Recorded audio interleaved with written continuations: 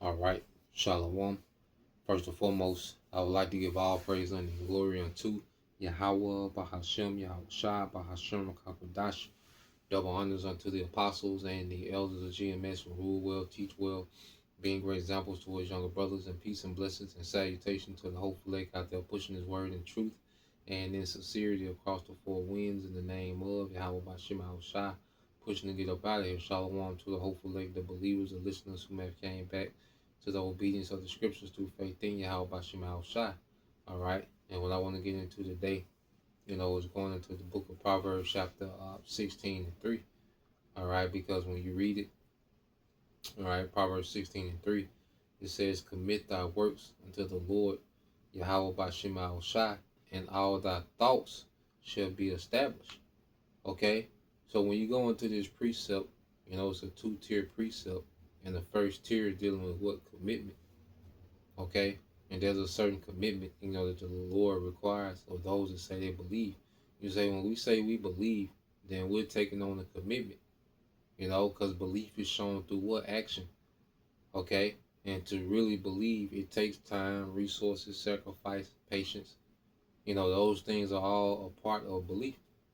Okay, no, there's no true belief in just word. True belief is something that's shown. Because you can say you believe anything. Okay, but actions determine, all right, if we really believe. Our decision making determine if we really believe, man. Patience, steadfastness in this thing. Okay, so the Lord is calling on more of a commitment.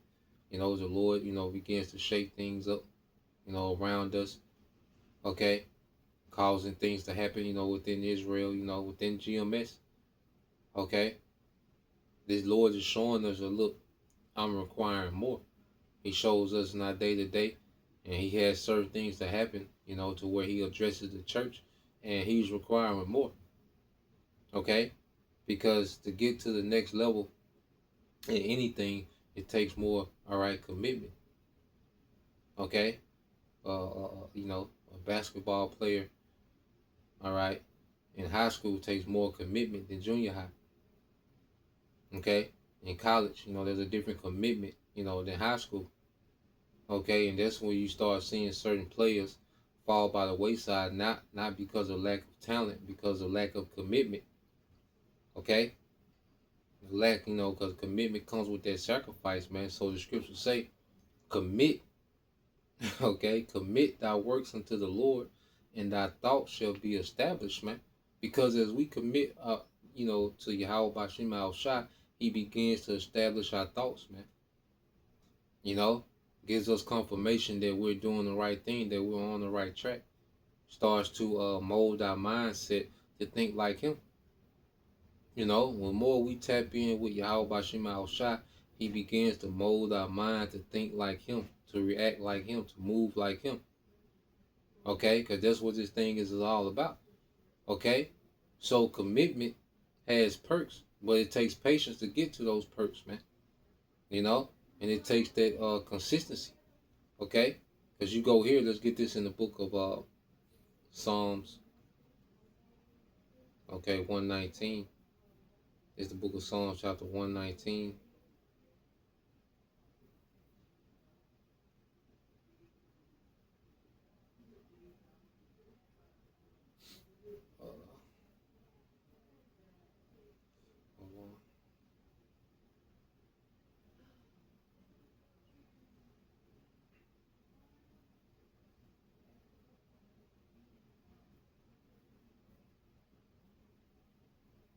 All right, you get Psalms chapter 119 and verse 104.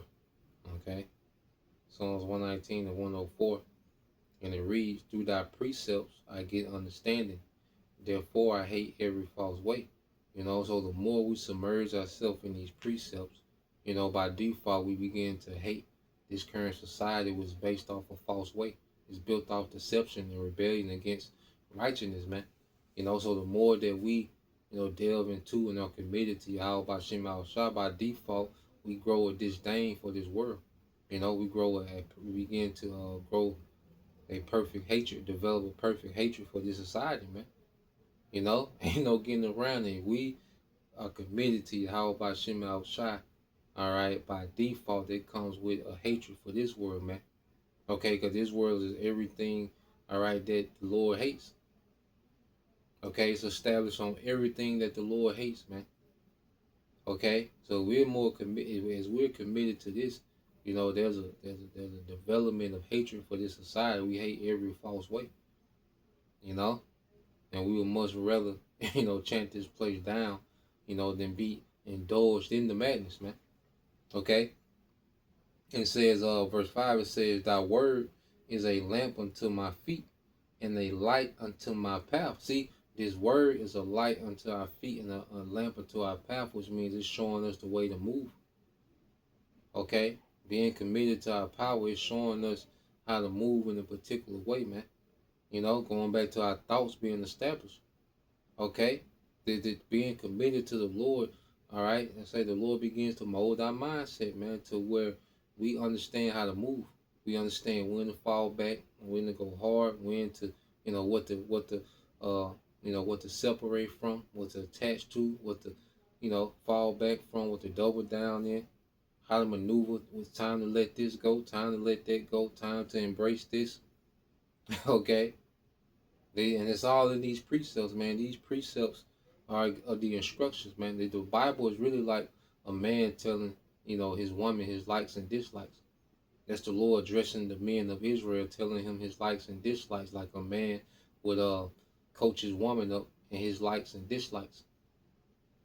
Okay, and as that woman what is more pleasing, she gets more access. Okay, she gets more access, and then as she began to follow those instructions, she would begins to think like her husband. Even if her husband is not around, she begins to think like him. You see? So the Bible, is like a man giving his woman instructions, man. Okay? That's why you have, let's get this. Get a couple more. Just want to get into this real quick. 2 Timothy 3.